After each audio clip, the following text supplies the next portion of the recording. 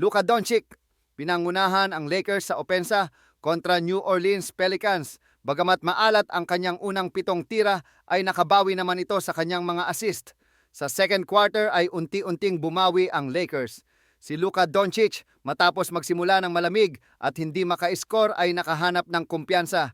Sa tulong ng isang magandang assist mula kay Jordan Goodwin, nakapunto si Doncic ng isang layup na nagbigay sigla sa kanyang laro. Sa pagtatapos ng second half ay nakalamang ang Lakers na 62-53. Sa third quarter ay patuloy ang pag-arangkada ng Lakers. Si Austin Reeves ay nagpakitang gilas din.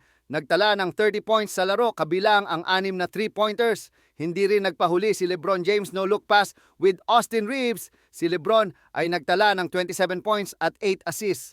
Sa kabuuan, nagtala si Luka Doncic ng 35 points, 6 na rebounds at 6 na assists na naging susi sa panalo ng Lakers sa score na 124-108. Sa panalong ito ng Lakers ay umakyat sila sa third seed ng Western Conference.